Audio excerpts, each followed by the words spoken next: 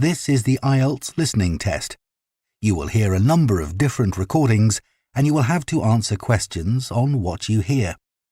All the recordings will be played once only. The test is in 4 parts. At the end of the test, you will be given 10 minutes to transfer your answers to the answer sheet. Section 1. You will hear a young student, Andrew, ringing an employment agency inquiring about their services. First, you have some time to look at questions 1 to 7.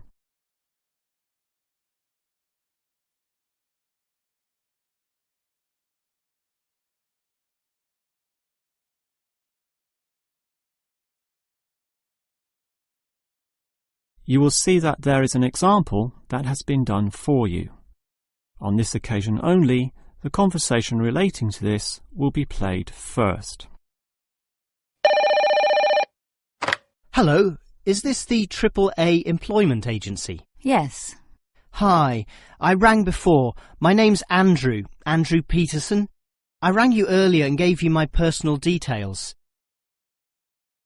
The student's name is Andrew Peterson, so Peterson has been written in the space. Now we shall begin. You should answer the questions as you listen, because you will not hear the recording a second time. Now listen carefully and answer questions 1 to 7.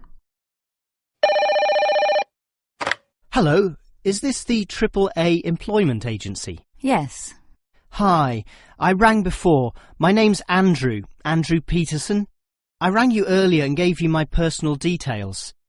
If you remember, I'm that student looking for work during the summer holidays. Oh, sure. Actually, I have your file right here.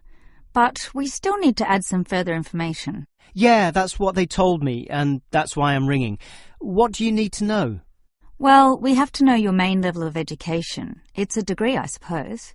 Yes, but I'm still doing it in engineering. It's quite interesting. Some of my friends are studying computing, though, so I'm interested in that also. Well, I'll just write in your main degree subject, engineering. We usually have a demand in computing, though. Have you worked with computers before? No, I just do some programming for fun at the university, but I almost got a job as a computer designer once. Actually, the only job I've ever had was as a car salesman, believe it or not. Well, at least you've had experience dealing with customers. What about hobbies, though? Sometimes they can help develop useful skills. In my free time I don't do much, mostly study. I play chess occasionally at the university chess club. That's right next to the tennis courts, but I'm not interested in that. Chess helps develop analytical skills, so I'll put that down. Of course, it's your main skills that employers want to know about. What would you say they are? Well, I'm in my 3rd year now, studying electrical machines and generating systems, but I'd say electronics is my best skill, much better than, say, my machine skills, which aren't so good, actually. OK. Machine skills are in demand, but so too are electronic ones, so we might be able to find you a part-time job in that field. But what sort of money do you expect to get? Oh, anything, really. I'd want the standard payment, let's say. What's normal? 1,000 a month? 1,500? I'll just put $1,200, OK? That's fine by me. When can you start? Say, within 2 days? Easily. Actually, less. In fact, just give me a ring and I'll be able to start immediately. Although I admit it'll take me a few days to get used to getting up early in the morning. OK, that's just about it. Unless you'd like to add anything else which may help with your application? Not really. I ride a motorbike, but that's unimportant. I'm friendly, but every applicant claims that, right? I can speak another language. Ah, that might be useful, depending on the language. Is it Chinese? A Chinese speaker would go down well. Spanish, I'm afraid. You see, I grew up with some friends who came from South America. OK, I'll write that down. But I don't think it will help that much, sorry to say. Before you hear the rest of the conversation, you have some time to look at questions 8 to 10.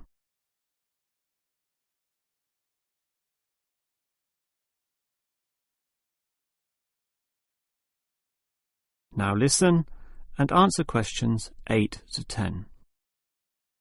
Well, thanks for your help, and hopefully I'll get a job soon. But can I just ask one more question? Sure. What basically are employers looking for when they interview someone? Oh, many things. Being hardworking, diligent and focused on your job is good. But surprisingly, it often means you can't see the bigger picture or provide suggestions which help the company move forward. That requires thinking for yourself, outside the box as they say, and being free of the standard ways of approaching tasks. Employers certainly value that. I guess experience must help, though.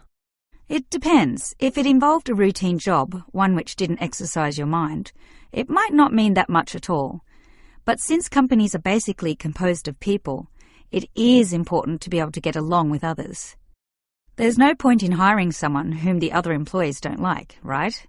That just causes problems. In fact, I would say that being friendly and approachable ranks far more highly than your academic qualifications. OK, and that's all assessed at the interview, right? Yes, and your qualifications, experience and approach to the job, such as whether you can do different things, work overtime or do long hours, is needed. But those latter qualities are pretty much standard. What may be more important is based on the fact that things inevitably go wrong. Mistakes are made and someone's got to fix them in a way that creates the least disturbance. People with demonstrated abilities to do this are certainly regarded highly. I see. That's very interesting. That is the end of section 1. You now have half a minute to check your answers.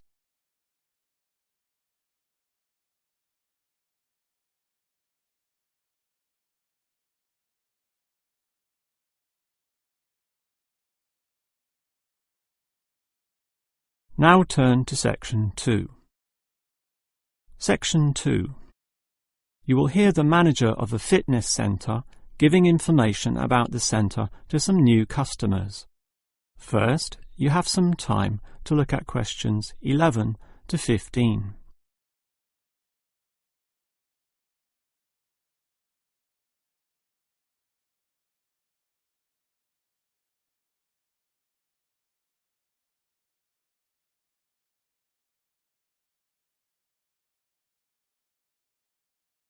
Now listen carefully and answer questions 11 to 15. Hello everyone, and welcome to the Fit for Life Health Centre, a place which, as the name suggests, is not just for short-term solutions, but rather intends to put you on a sensible and achievable footing for the rest of your life. And that's how we're different. For example, we could immediately put you on a harsh exercise program, expecting you to work out every day, but such a plan would see you quickly lose interest. That's why the initial step is a 1.5 hour consultation in which your lifestyle, current situation and long-term goals are all thoroughly analysed. Now, an important part of this consultation involves analysing what you eat. There's no point exercising here and losing weight, then putting it all back on later. You will need to show self-control and discipline in your diet, and we'll work on that. Similarly, we'll put you on an exercise regime suitable for your level of fitness. So that will involve a test where we will take you through some activities, then measure your heart rate and blood pressure to determine how fit you are. This will be monitored during every subsequent consultation, along with your exercise schedule, and that occurs monthly and not half-yearly, as with many other centres. As to our actual exercise machines and programs, you will have to decide whether it is muscle mass, stamina, or general fitness that you want to develop. Think about which of these 3 you want to target, and we'll design a specific program for you. But remember, bulging muscles aren't necessarily suitable for everyone. Sometimes it's better to think in terms of 2 simple concepts: muscle definition and stamina, or, if you are female, being fit and healthy, in both mind and body. Before you hear the rest of the talk, you have some time to look at questions 16 to 20.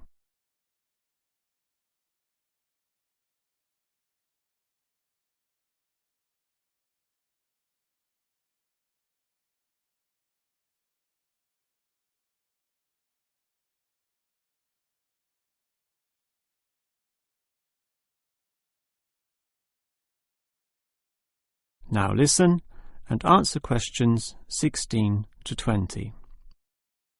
Now, if you're going to work out at this gym, you'll need to think about your reasons for exercising. So let's consider that in more detail. Muscle mass is certainly popular with the guys, probably seeking to impress the girls. And with muscles comes the confidence to do that, right? Well, for that, you'll need our high-stress weight units, where pumping iron is all the rage. Moving on to other benefits, one of the main ones is beating the tension of life, right? And the longer the exercise is, the greater the rewards in this respect. Thus, playing squash can certainly help, and so can swimming. But what's much better, as every jogger will tell you, is their activity. So we have ample jogging machines and they're always popular.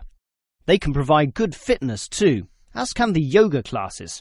However, again, let's not forget playing squash, which I would say is the optimum way to improve your general well-being. Such an active, energetic game, plus the competitive element, drives you forward into high levels of health and fitness. These, of course, are the ultimate purposes of being here. But remember, the centre is full of like-minded people, all of whom are interesting to meet and valuable sources of information. The yoga classes have a pre- and post-meeting session, so you'll certainly meet others there, although they'll all be yoga enthusiasts, which limits the range somewhat. But whether doing yoga, swimming or exercising, everyone showers, right? So those facilities are where you'll hear all sorts of interesting conversations and really get to know people.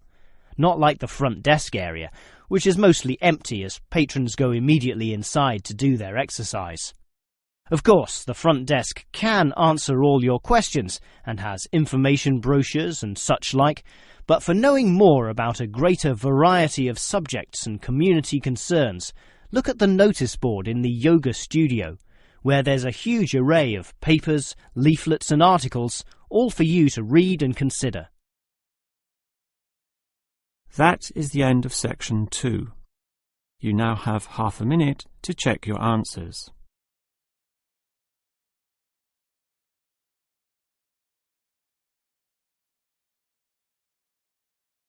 Now turn to section 3. Section 3.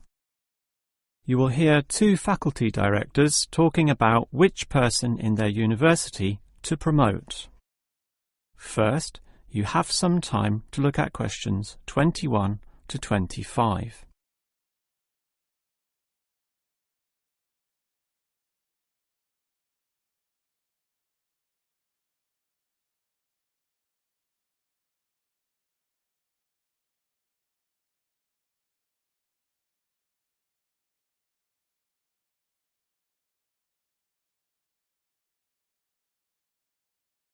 Now listen carefully and answer questions 21 to 25. OK, we've got to decide who to promote to leading education officer.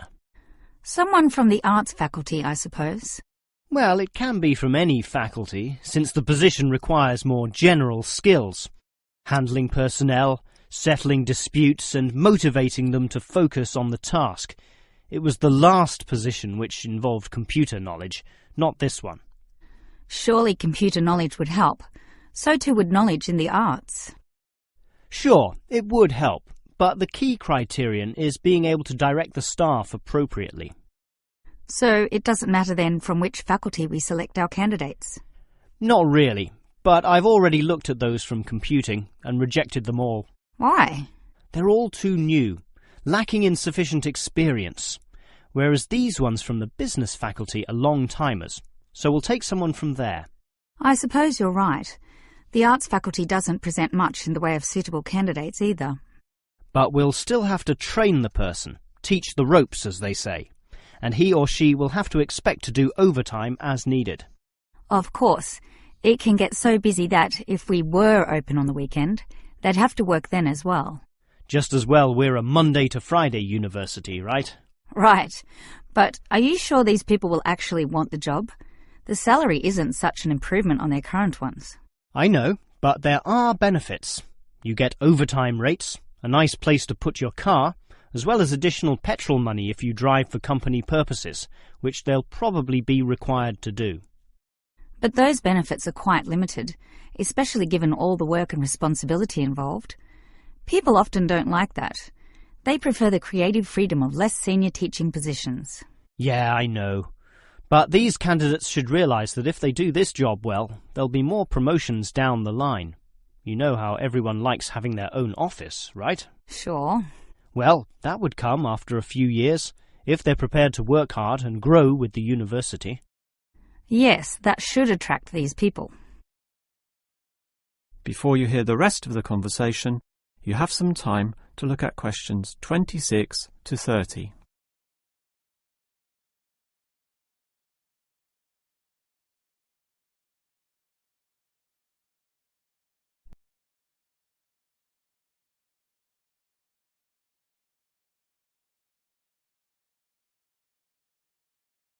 Now listen and answer questions 26 to 30. Well, that's enough talk about the job. What about the actual candidates? How many do we have? I've narrowed it down to 4. Just using their first names, that's Stephen, Abdul, Lek and Oscar. As you said, there's quite a bit of experience between them, about 34 years in all. What's the exact breakdown of figures? Abdul and Stephen both have 7 years. Lek has 1 more, and Oscar is the most experienced at 12. But who's the most qualified? Stephen and Abdul have an MBA. Oh, sorry, Abdul's got something called a MBP, some foreign thing which translates as Master of Business Practice. I'm not sure what that is, but does he do the job well? Very well, apparently. Better than Lek and Oscar, who hold a degree and some certificates, respectively. But we have to think about any drawbacks. You know, possible issues with any of them. I asked their respective deans for feedback, and I found out that Stephen, the younger one, drinks a bit. So he has a problem with alcohol? No, he never drinks to excess, but at the bar he's often expressed his intention of moving on, of teaching abroad. Ah, he's not stable. Not stable at all, apparently. We'll never know for how long he'll hold the job. We need stable personnel, and people without family problems or sick relatives like the last guy we promoted. What about Abdul, then? Will he do? He might do, except his English language ability is limited. It's functional, but a bit broken, and meaning is sometimes lost. That's not the problem with the next candidate, Lek, who has good language ability, but this job involves handling people, and his dean says Lek's attitude is bad. In what way? His manners are okay, and he's interested in his job, but he believes there should always be adequate leisure in life. He definitely won't work overtime and complains a lot already about his job. But this last candidate, Oscar, is probably not the right one either. Why not? Not another problem with language. His first language isn't English, but he speaks it well enough. He's stable with a good attitude, but his age is the problem. Age is not a problem. That would be ageism, and I don't believe in that. But with his age comes health problems as well, and serious ones at that. Oh, that might be an issue then. That is the end of section 3. You now have half a minute to check your answers.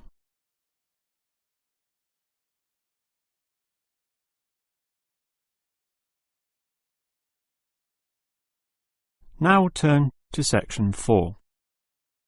Section 4. You will hear a lecturer talking about caves. First, you have some time to look at questions 31 to 33.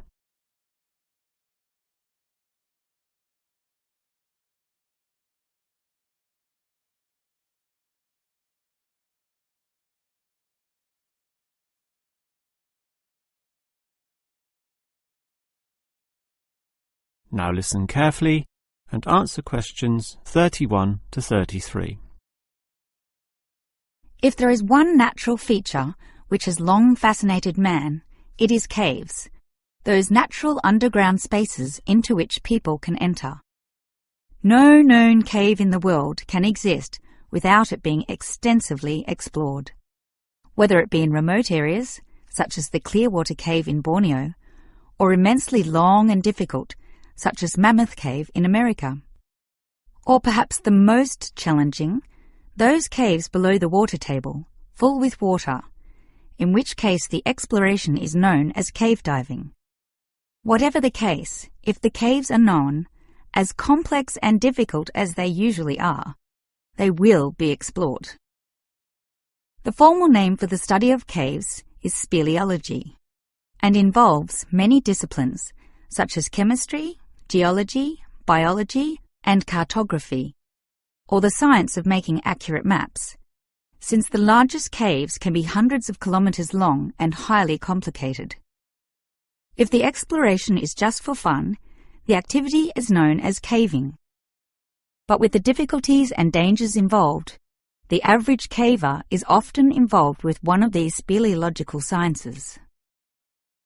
As for the number of caves in the world, research suggests that only a fraction have been found and documented, mostly in the areas in which caving has long been a popular activity, such as in America, France, or Australia.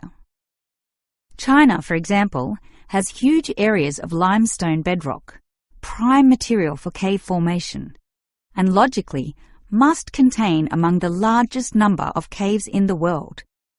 Yet only few are documented due to the lack of interest in caving there. Thus, as exploration continues, new caves will be discovered, and it is likely that the numbers could radically change in the future. Before you hear the rest of the lecture, you have some time to look at questions 34 to 40.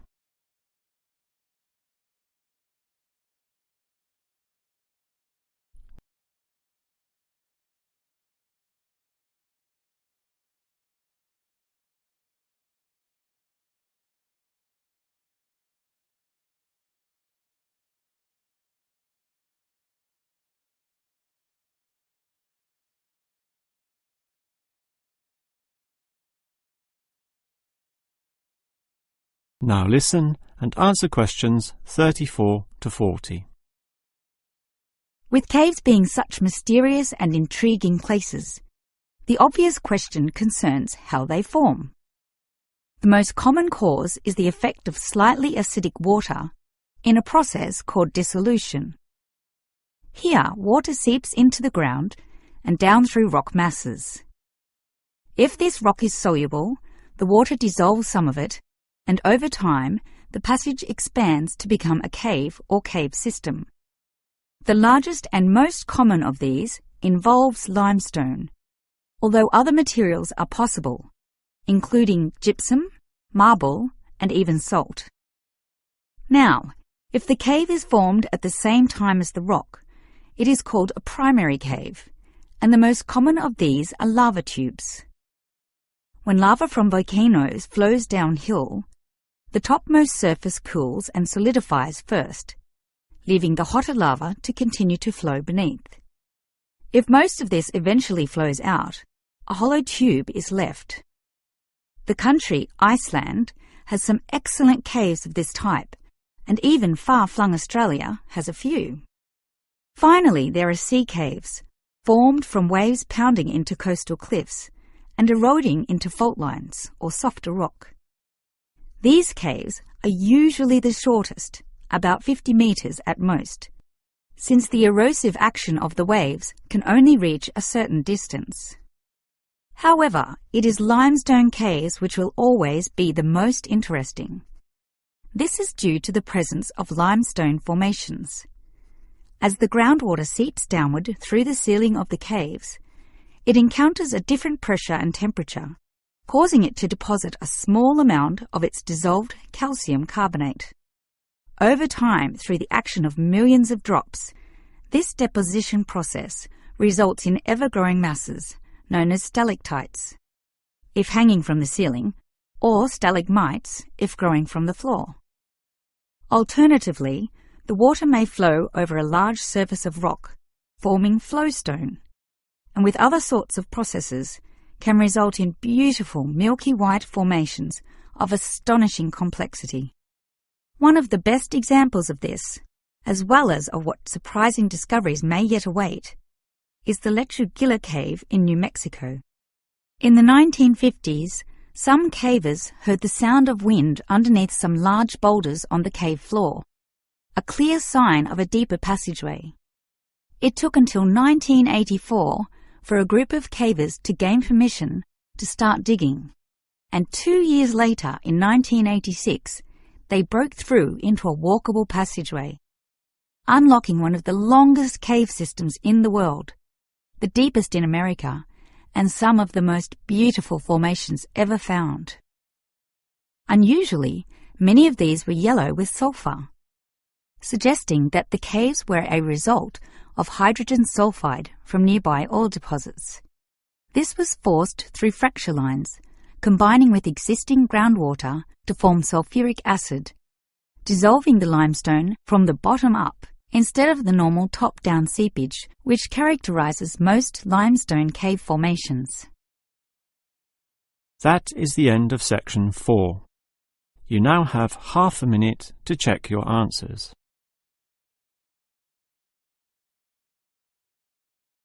That is the end of the listening test.